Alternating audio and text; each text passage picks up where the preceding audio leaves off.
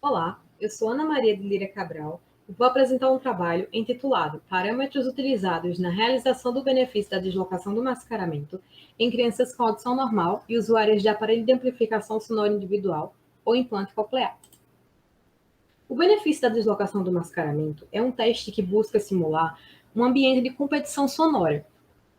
Inicialmente, esse teste emite em uma mesma localização um estímulo-alvo e um mascaramento. E depois ele promove uma separação espacial e avalia se o indivíduo é capaz de se beneficiar dessa separação espacial do mascaramento e da fala-alvo. O ambiente escolar é um ambiente onde pode se encontrar muito essa competição sonora. E o estudante deve ter a capacidade de diferenciar a voz do professor em meio a todos os ruídos. Por isso é importante avaliar crianças com audição normal, crianças usuárias de AASE e OIC.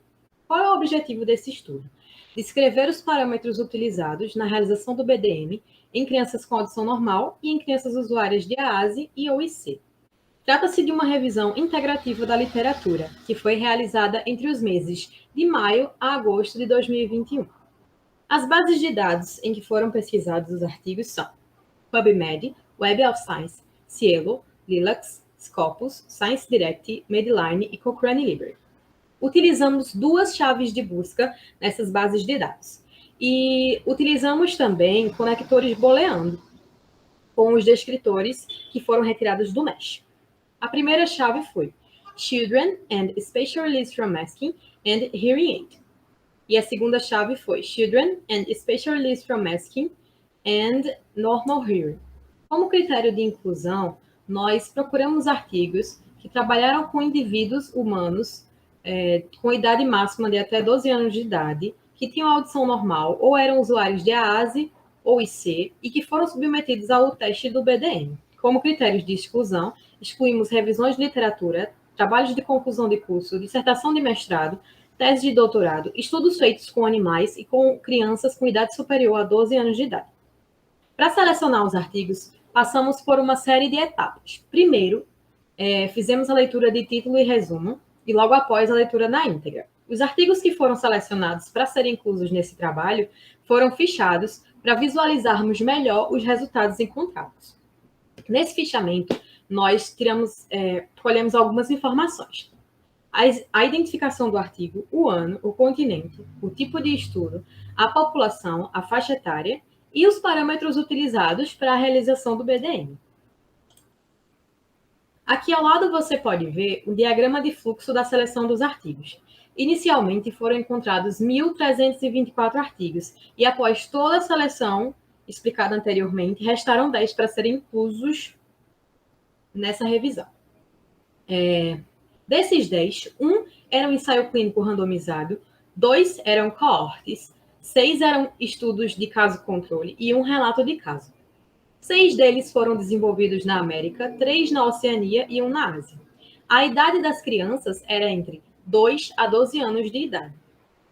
3 estudos trabalharam exclusivamente com audição normal. 3 estudos trabalharam com crianças que usavam IC, um estudo trabalhou com crianças que usavam a AASE, e 3 estudos trabalhavam com crianças que usavam IC, a AASE ou tinham audição bimodal. Encontramos como resultado alguns parâmetros utilizados no BDM. Identificamos que os artigos traziam testes para poder obter o BDM. Um dos testes é o limiar de reconhecimento de fala, que estava presente em 7 estudos. Outro teste era o índice percentual de reconhecimento de fala, o IPRF, que estava presente em 3 estudos. Todos os artigos, uma certa metodologia para o posicionamento dos alto-falantes. Todos utilizaram cabine acústica e uma estratégia de posicionamento desses alto-falantes na condição conjunta e na condição separada. Na condição conjunta, eles colocavam os alto-falantes a 0 grau azimuth, ou seja, na frente do paciente. E nesses alto-falantes, eles emitiam a fala-alvo e o mascaramento. Depois, eles faziam a separação espacial, onde em 0 azimuth ficaria a fala-alvo e um novo posicionamento de 90 graus azimuth, onde eles colocariam o mascaramento. Alternava entre direita e esquerda, mas era sempre a 90 graus azimuth. Como sinal estímulo, 6 estudos utilizavam palavras dentro do vocabulário e a faixa etária da criança. Um estudo utilizou apenas frases e 3 estudos utilizaram palavras e frases. Foi observado também a presença da etapa da familiarização em 7 estudos. Essa familiarização consistia em apresentar para a criança, antes do teste, quais eram os sinais estímulos que seriam utilizados no teste. 4 estudos excluíam palavras ou frases em que as crianças tinham um certo estranhamento. 3 estudos adaptavam as crianças a essas palavras ou frases que as crianças tinham estranhamento. 3 estudos não relataram essa etapa da familiarização em sua metodologia. Qual foi a voz utilizada na gravação desse sinal estímulo? 6 estudos utilizaram a voz masculina para essa gravação. Um estudo utilizou a voz feminina. Um estudo utilizou tanto a voz feminina quanto a voz masculina. E 2 estudos não relataram em sua metodologia qual voz utilizou para a gravação. Como som competitivo, 5 estudos utilizaram balbucios de fala para serem mais próximos dos sons competitivos encontrados no cotidiano. 4 estudos utilizaram frases foneticamente balanceadas. Um estudo utilizou o ruído com espectro de frequência, que foi gerado em um gerador de ruído aleatório. A intensidade da relação sinal-ruído inicial, em 4 estudos, foi entre 5 e 10 dB nível de pressão sonora. Em 2 estudos, foi utilizado 0 dB nível de pressão sonora como sinal-ruído. Um estudo utilizou duas relações sinal-ruído, 0 e 3. Porém, era utilizada em cada criança apenas uma dessas relações sinal-ruído. 3 estudos não relataram a relação sinal-ruído, porém 2 deles relataram que estava fixo a intensidade do som competitivo. Um deles utilizou 55 dB nível de pressão sonora e outro utilizou 65 dB nível de pressão sonora.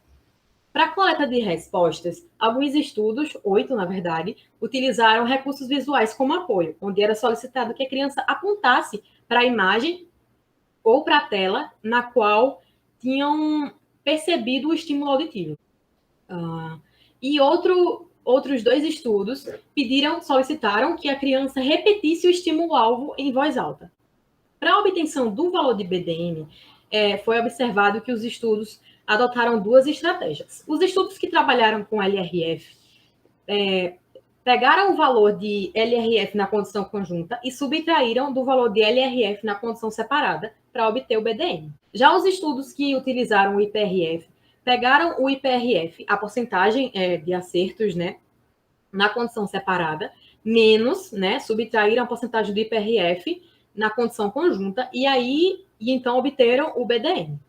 Com esses achados, nós concluímos que, para a realização do BDM, os estudos utilizaram o LRF ou o IPRF, cabine acústica com alto-falante posicionado em 0 azimuth para o estímulo de fala e 90 graus azimuth para o estímulo para o ruído, na situação separada, utilizaram palavras e ou frases como estímulo-alvo, balbucio de fala ou frases foneticamente balanceadas como um ruído interferente como som competitivo, utilizaram a familiarização das palavras e ou frases antes do teste iniciar, utilizaram recursos visuais como apoio na realização do exame, e não foi encontrado na literatura pesquisada diferença nos parâmetros utilizados para a realização do BDM em crianças com audição normal e usuárias de AASE e ou IC.